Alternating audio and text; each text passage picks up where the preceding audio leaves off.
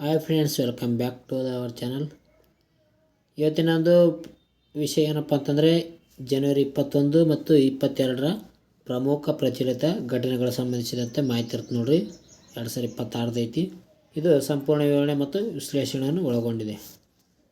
ಯಾರು 19 ಮತ್ತು 20 current affairs ಯಾರು ನೋಡಿಲ್ವೋ ಅದು ಪ್ಲೇ ಲಿಸ್ಟಲ್ಲಿದೆ, ಹೋಗಿ ನೋಡ್ಕೊಳ್ಳಿ ಫ್ರೆಂಡ್ಸ್. ಓಕೆ, ಕರೆಂಟ್ ಅಫೇರ್ಸ್ ಬಗ್ಗೆ ಸಂಬಂಧಿಸಿದಂಥ ಎಕ್ಸಾಮ್ನಲ್ಲಿ ಕ್ವಶನ್ ಕೇಳ್ತಾರೆ, ಅದಕ್ಕಾಗಿ ಸರಿಯಾಗಿ ನೋಡಿಕೊಳ್ಳಿ.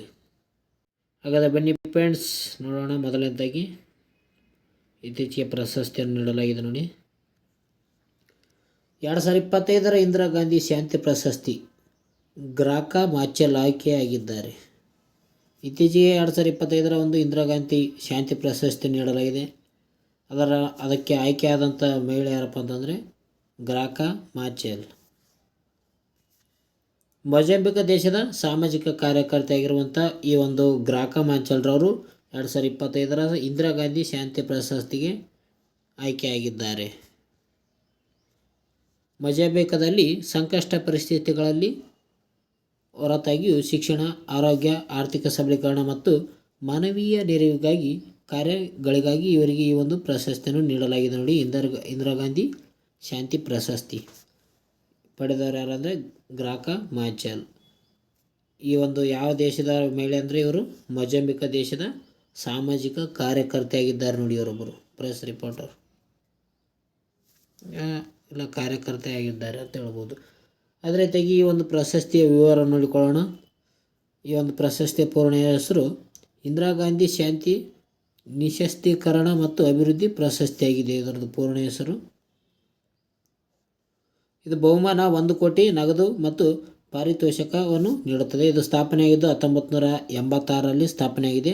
ಮಾಜಿ ಪ್ರಧಾನಿ ಇಂದಿರಾ ಗಾಂಧಿ ಅವರ ಸ್ಮರಣಾರ್ಥವಾಗಿ ಈ ಒಂದು ಪ್ರಶಸ್ತಿಯನ್ನು ನೀಡಲಾಗುತ್ತದೆ. ಯಾವ ಪ್ರಶಸ್ತಿ? ಇಂದಿರಾ ಗಾಂಧಿ ಶಾಂತಿ ಪ್ರಶಸ್ತಿ. ಆಯ್ಕೆಯಾದಂಥ ಮಹಿಳೆಯರಂದರೆ ಗ್ರಾಕಾ ಮಾಚೆಲ್. ಇವರು ಮೊಜಾಂಬಿಕ್ ದೇಶದ ಸಾಮಾಜಿಕ ಕಾರ್ಯಕರ್ತೆಯಾಗಿದ್ದಾರೆ ನೋಡಿ. ಇದು ಭಾಳ ಇಂಪಾರ್ಟೆಂಟ್ ಆಗುತ್ತೆ. ಪ್ರಶಸ್ತಿಗಳ ಬಗ್ಗೆ ಪ್ರಶ್ನೆ ಕೇಳಿದ್ದಾರೆ. ಓಕೆ, ಗ್ರಾಕಾ ಮಾಚೆಲ್ ಅಂತ ನೆನಪಿಡಿ.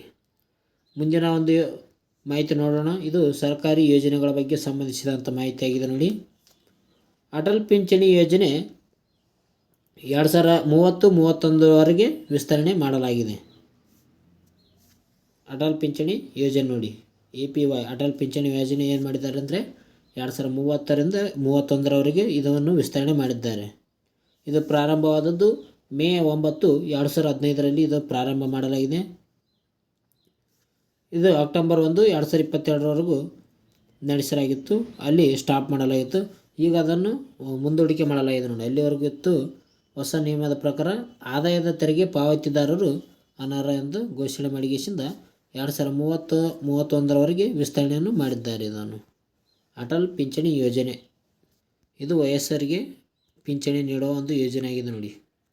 ಇದಕ್ಕೆ ಅರ್ಹತೆ ಮತ್ತು ಗುರಿ ಏನಪ್ಪ ಅಂತಂದರೆ ಗುರಿ ಅಸಂಘಟಿತ ವಲಯದ ಕಾರ್ಮಿಕರಿಗೆ ಈ ಒಂದು ಅಟಲ್ ಪಿಂಚಣಿ ಯೋಜನೆಗೆ ಗುರಿಯನ್ನು ಹೊಂದಿದೆ.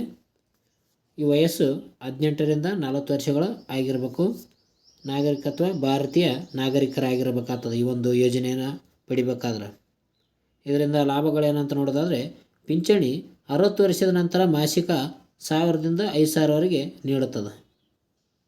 60 ವರ್ಷಗಳ ನಂತರ ಏನಾಗ್ತದೆ ಅಂದರೆ ಈ ಒಂದು ಅಟಲ್ ಪಿಂಚಣಿ ಯೋಜನೆ 1000ದಿಂದ 5000ವರೆಗೂ ಪಿಂಚಣಿ ನೀಡ್ತಾ ಇರ್ತಾರೆ ತಿಂಗಳು. ನಾಮಿನ್ಯ ಸೌಲಭ್ಯ ಏನಪ್ಪ ಅಂತಂದರೆ ಚಂದಾದಾರರ ಮರಣ ನಂತರ ಸಂಗಾತಿ ಮತ್ತು ನಾಮಿನಿಗೆ ಪಿಂಚಣಿ ನೀಡಲಾಗುತ್ತದೆ. ಇವರೇನಾದರೂ ಮರಣ ಹೊಂದಿದರೆ ಅವರ ಒಂದು ಪತ್ನಿಗೆ ಆ ಒಂದು ಅಟಲ್ ಪಿಂಚಣಿ ಯೋಜನೆಯಲ್ಲಿ ಬರುವಂಥ ನಿಧಿಯನ್ನು ನೀಡಲಾಗುತ್ತದೆ ನೋಡಿ. ಅಟಲ್ ಪಿಂಚಣಿ ಯೋಜನೆ 2030-31ರವರೆಗೂ ವಿಸ್ತರಣೆ. ಇದು ವಯಸ್ಸು ಎಷ್ಟಂದರೆ 18ರಿಂದ 40ರವರೆಗೂ ಆಗಿರಬೇಕು ಈ ಯೋಜನೆಗೆ ಭಾಗಿಯಾಗೋದು. ಇದರದ್ದು ಏನಪ್ಪ ಅಂತಂದ್ರೆ ಲಾಭ 60 ವರ್ಷಗಳಾದ ನಂತರ ಇವರು ಮಾಸಿಕ ಅಂದರೆ ತಿಂಗಳ 1000 ಅಥವಾ 1000ದಿಂದ 5000ವರೆಗೂ ನೀಡ್ತಾರೆ. ಇದು ಎಲ್ಲಿವರೆಗೂ ಯಾವಾಗ ಪ್ರಾರಂಭ ಆಗಿದೆ ಅಂತ ನೋಡೋದಾದರೆ ಇದು 2015 ಮೇ 9ನೇ ತಾರೀಕು ಪ್ರಾರಂಭ ಆಗಿದೆ. ಇದು 2030-31ರವರೆಗೂ ವಿಸ್ತರಣೆ ಮಾಡಲಾಗಿದೆ ನೋಡಿ. ಇಷ್ಟು ಮಾಹಿತಿ ಗೊತ್ತಿದ್ರೆ ಸಾಕು. ಬನ್ನಿ ಮುಂದಿನ ಒಂದು ನ್ಯೂಸ್ಗೆ ಹೋಗೋಣ. ಮುಂದಿನ ಒಂದು ನ್ಯೂಸು ಅಂತಾರಾಷ್ಟ್ರೀಯ ಸೂಚ್ಯಂಕಗಳ ಬಗ್ಗೆ ಮಾಹಿತಿ ಇದೆ ನೋಡಿ.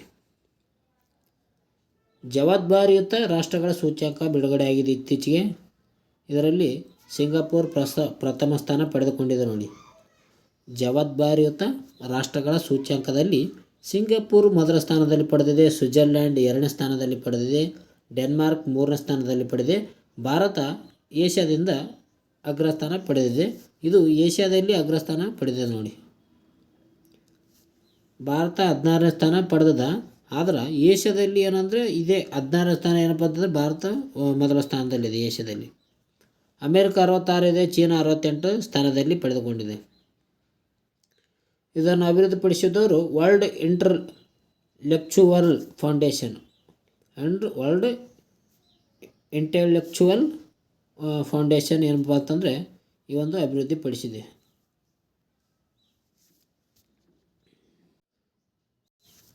ಅದೇ ರೀತಿಗೆ ಒಂದು ಸಂಯೋಗ ಪಡೆದಂಥ ಪ್ರಮುಖ ಭಾಗಿಯಾದಂಥ ಸಂಯೋಗ ಹೊಂದಿರುವಂಥ ಸಂಸ್ಥೆ ನೋಡೋದಾದರೆ JNU, IIM Mumbai, doctor Ambedkar international centre ಇವುಗಳ ಸಹಯೋಗವನ್ನು ಪಡೆದುಕೊಂಡಿಗೆಸಿಂದ ಈ ವರ್ಲ್ಡ್ ಇಂಟೆಲೆಕ್ಚುವಲ್ ಫೌಂಡೇಶನ್ ಏನು ಮಾಡಿದೆ ಅಂದರೆ ಜವಾಬ್ದಾರಿಯುತ ರಾಷ್ಟ್ರಗಳ ಸೂಚ್ಯಂಕವನ್ನು ಸೂಚ್ಯಂಕ ಬಿಡುಗಡೆ ಮಾಡಿದೆ.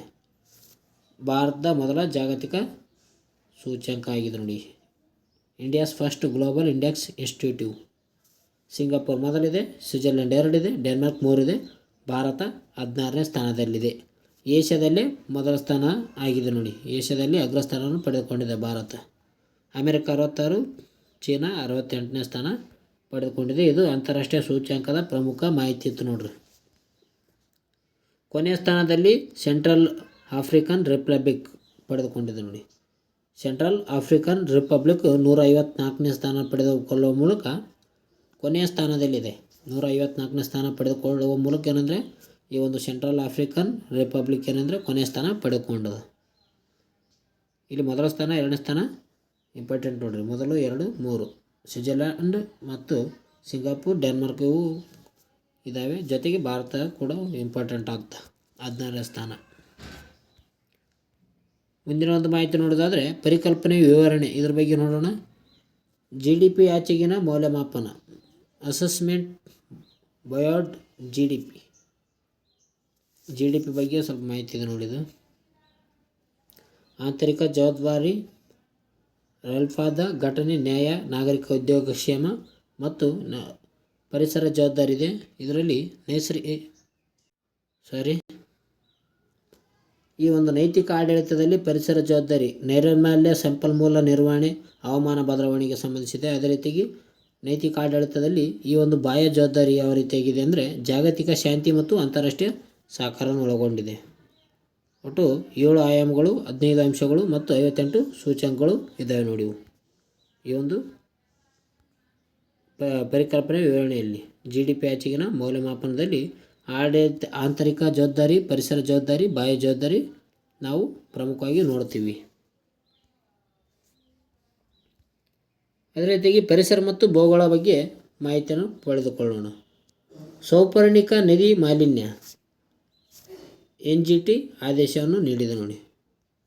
ಈ ಒಂದು ಸೌಪರ್ಣಿಕ ನದಿ ಮಾಲಿನ್ಯ ಆಗಿದೆ. ಸುದ್ದಿ ಏನಪ್ಪ ಅಂತಂದರೆ ವಾಣಿಜ್ಯ ತ್ಯಾಜ್ಯದಿಂದ ನದಿ ಮಾಲಿನ್ಯವಾಗಿದೆ. ಈ ತ್ಯಾಜ್ಯದಿಂದ ನದಿ ಮಾಲಿನ್ಯ ಉಡುಪಿ ಜಿಲ್ಲಾಧಿಕಾರಿಗೆ ವರದಿ ನೀಡಲು ಹಸಿರು ನ್ಯಾಯಮಂಡಳಿ ಸೂಚನೆಯನ್ನು ನೀಡಲಾಗಿದೆ. ಅದು ಸೌಪರ್ಣಿಕ ನದಿ ಮಾಲಿನ್ಯ ಆಗಿದೆ ನೋಡಿ. ಈ ಒಂದು ವಾಣಿಜ್ಯ ತ್ಯಾಜ್ಯಗಳಿಂದ ಮಲಿನವಾಗಿದೆ. ಕೊಲ್ಲೂರು ಮೂಕಾಂಬಿಕಾ ದೇವಸ್ಥಾನ, ಇದು ಕೊಡಚಾದ್ರಿ ಬೆಟ್ಟಗಳು ಮತ್ತು ಮರವಂತೆ ಬೀಚು ಇಲ್ಲಿ ನೋಡ್ಬೋದು. ನಾವು ಅರಬ್ಬಿ ಸಮುದ್ರ ಸೇರ್ತದೆ. ಓಕೆ, ಕೊಡಚಾದ್ರಿ ಬೆಟ್ಟದಿಂದ ಈ ಒಂದು ಸೌಪರ್ಣಿಕ ನದಿ ಏನಂತಂದರೆ ಉಗಮವಾಗಿಸಿಂದ ಕೊಲ್ಲೂರು ಮೂಕಾಂಬಿಕಾ ದೇವಸ್ಥಾನದ ಮೂಲಕ ಹರಿಯುವ ಮೂಲಕ ಈ ಒಂದು ಮರವಂತೆ ಬೀಚ್ನಲ್ಲಿ ಸಮೀಪದಲ್ಲಿ ಅರಬ್ಬಿ ಸಮುದ್ರವನ್ನು ಸೇರ್ತದೆ. ಇದೇನಪ್ಪ ಅಂತಂದರೆ ಪಶ್ಚಿಮಕ್ಕೆ ಹರಿಯುವಂಥ ಒಂದು ಪ್ರಮುಖ ನದಿಯಾಗಿದೆ ಸೌಪರ್ಣಿಕ ನದಿ. ಇದು ಇತ್ತೀಚೆಗೆ ಏನಪ್ಪ ಅಂತಂದರೆ ಈ ಒಂದು ತ್ಯಾಜ್ಯದಿಂದ ನದಿ ಮಾಲಿನ್ಯ ಆಗಿದೆ ನೋಡಿ. ಇದಕ್ಕೆ NGT ಆದೇಶವನ್ನು ನೀಡಿದೆ. ಮರವಂತೆ ಬೀಚ್ ಬಳಿ ನದಿಯು ಸಮುದ್ರಕ್ಕೆ ಸಮಾಂತರವಾಗಿ ಹರಿಯುತ್ತದೆ ನೋಡ್ರಿ. ಈ ಒಂದು ಮರವಂತೆ ಬೀಚು ಇಲ್ಲಿ ಕಂಡು ಬರ್ತದೆ. ಓಕೆ, ಎಲ್ಲಿ ಉಗಮ ಆಗ್ತದೆ? ಕೊಡಚಾದ್ರಿ ಬೆಟ್ಟಗಳಲ್ಲಿ ಹೋಗೋ ಮಾತು ನೋಡ್ರಿ.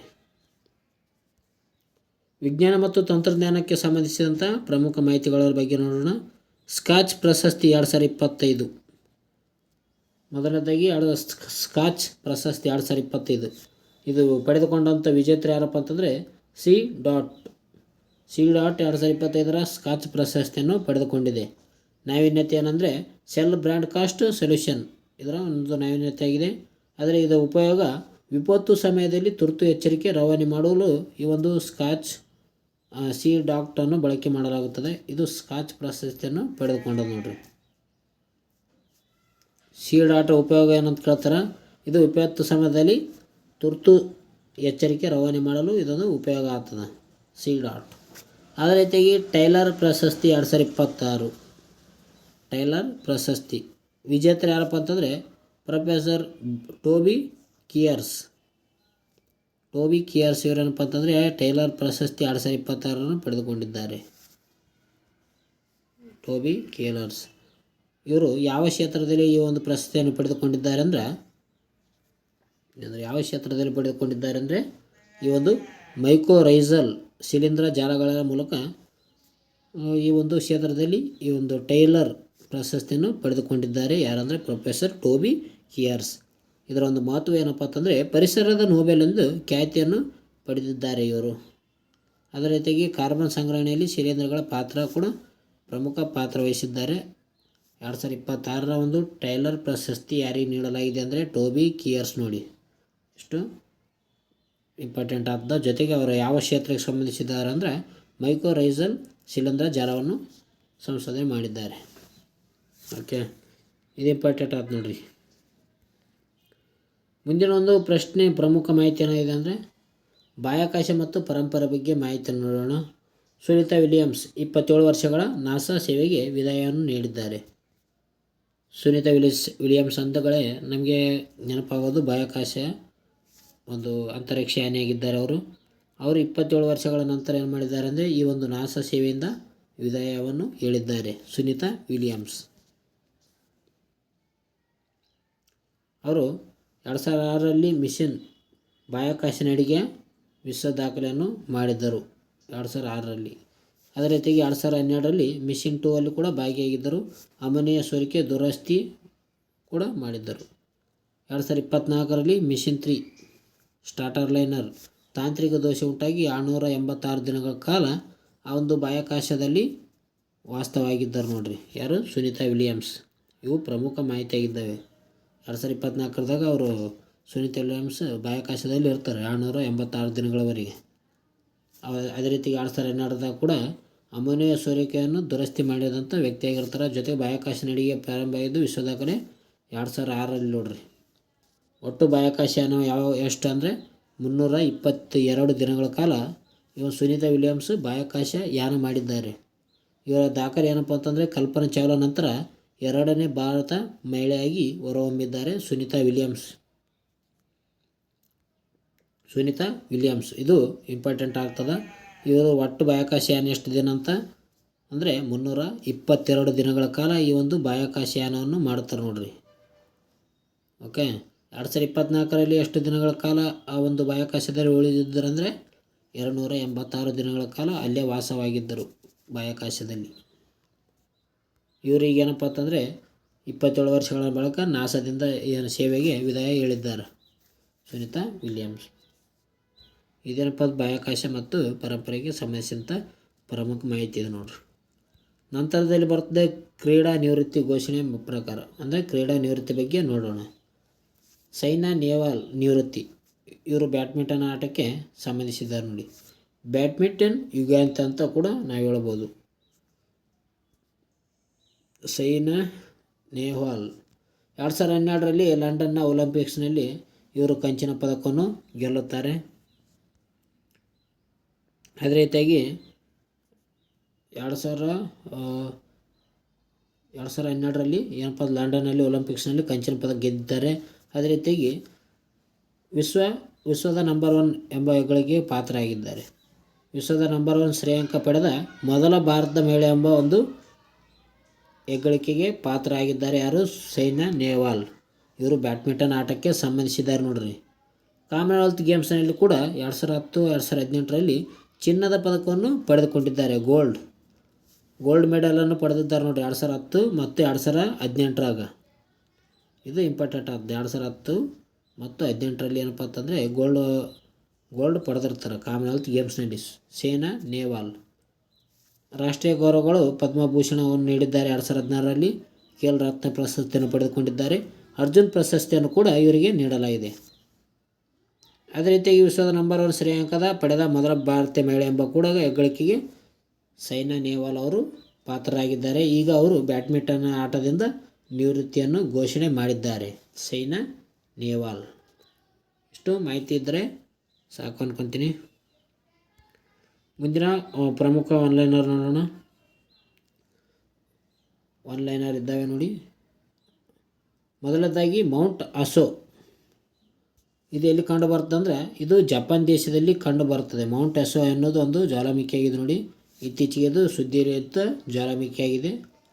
ಮೌಂಟ್ ಅಸೋ ಜ್ವಾಲಾಮುಖಿಗಳ ಬಗ್ಗೆ ಕೂಡ ತಿಳಿದುಕೊಳ್ಳಬೇಕಾಗ್ತದೆ. ಅದೇ ರೀತಿಯಾಗಿ ಮುನ್ನಾ ದ್ವೀಪ ಇದು ಇಂಡೋನೇಷ್ಯಾದಲ್ಲಿ ಕಂಡು ಬರ್ತದೆ ನೋಡ್ರಿ. ಮುನ್ನಾ ದ್ವೀಪ ಕಂಡು ಬರುವಂಥ ಒಂದು ಯಾವ ದೇಶ ಅಂದರೆ ಇಂಡೋನೇಷ್ಯಾ ದ್ವೀಪದಲ್ಲಿ ಕಂಡು ಬರ್ತದೆ. ಈ ಮುನ್ನಾ ದ್ವೀಪ ಇತ್ತೀಚೆಗೆ ಬ್ರಿಟನ್ ಏನು ಮಾಡಿದೆ ಅಂದರೆ ಇಂಡೋನೇಷ್ಯಾದಲ್ಲಿ ಕಂಡು ಬರ್ತದೆ ಮುನ್ನಾ ದ್ವೀಪ. ಓಕೆ. ಮತ್ತೆ ನೋಡೋದಾದರೆ ಪರಾಕ್ರಮ್ ದಿವಸ್. ಪ್ರತಿ ವರ್ಷ ಏನು ಮಾಡ್ತಾರೆ ಅಂದರೆ ಈ ಒಂದು ಪರಾಕ್ರಮ್ ದಿವಸನ್ನು ಜನವರಿ 23ನೇ ತಾರೀಕು ಆಚರಣೆ ಮಾಡ್ತಾರೆ ನೋಡ್ರಿ. ಸುಭಾಷ್ ಚಂದ್ರ ಬೋಸ್ ಅವರ ಜನ್ಮದಿನವಾದ ಜನವರಿ 23ರಂದು ಪರಾಕ್ರಮ ದಿವಸನ್ನು ಆಚರಣೆ ಮಾಡುತ್ತಾರೆ. ಅದೇ ರೀತಿಯಾಗಿ ಲಂಬಾಣಿ ಸಮುದಾಯ ಇದು ತೆಲಂಗಾಣ ಮತ್ತು ಆಂಧ್ರ ಪ್ರದೇಶದಲ್ಲಿ ಕಂಡುಬರುತ್ತದೆ. ಲಂಬಾಣಿ ಸಮುದಾಯದಲ್ಲಿ ಕಂಡುಬರುತ್ತದೆ ಅಂದರೆ ತೆಲಂಗಾಣ ಮತ್ತು ಆಂಧ್ರ ಪ್ರದೇಶದಲ್ಲಿ. ಸುಕನ್ಯಾ ಸಮೃದ್ಧಿ ಯೋಜನೆ ಬೇಟಿ ಬಚಾವ್ ಬೇಟಿ ಪಢಾವ್ ಅಡಿಯಲ್ಲಿ ಪ್ರಾರಂಭವಾದಂಥ ಒಂದು ಯೋಜನೆ ಆಗಿದೆ ನೋಡಿ. ಸುಕನ್ಯಾ ಸಮೃದ್ಧಿ ಯೋಜನೆ ಬೇಟಿ ಪಢಾವ್ ಬೇಟಿ ಬಚಾವ್ ಎಂಬ ಒಂದು ಅಡಿಯಲ್ಲಿ ಪ್ರಾರಂಭವಾಗಿದೆ. ಇವಿಷ್ಟೇನಪ್ಪ ಅಂತಂದರೆ ಜನವರಿ 21 ಮತ್ತು 22ರ ಪ್ರಮುಖ ಪ್ರಚಲಿತ ಘಟನೆಗಳಿದ್ದವು. ಇದೇನಾದರೂ ನಿಮ್ಮ ವಿಡಿಯೋ ಇಷ್ಟ ಆಗಿತ್ತು ಅಂದರೆ ಬೇಗನೆ ಒಂದು ಲೈಕ್ ಬಟನ್ ಪ್ರೆಸ್ ಮಾಡಿ. ಅದೇ ರೀತಿ ಹೊಸಬರಾದರೆ ಬೇಗನೆ ಚಾನಲ್ನ ಸಬ್ಸ್ಕ್ರೈಬ್ ಆಗಿ. ಯಾರ್ಯಾರು ಇನ್ನೂ ಓಲ್ಡ್ ವೀಡಿಯೋ ನೋಡಿಲ್ಲೋ ಅವೆಲ್ಲ ವೀಡಿಯೋ ನೋಡಿಕೊಳ್ಳಿ ಫ್ರೆಂಡ್ಸ್. ಓಕೆ. ಈ ಒಂದು ವಿಡಿಯೋ ಯಾವ ರೀತಿಯಾಗಿದೆ ಅಂತ ಕಾಮೆಂಟ್ ಮೂಲಕ ತಿಳಿಸಿ. ಮುಂದಿನ ವಿಡಿಯೋದಲ್ಲಿ ಸಿಗೋಣ friends. Okay. Take care. Bye friends. Okay.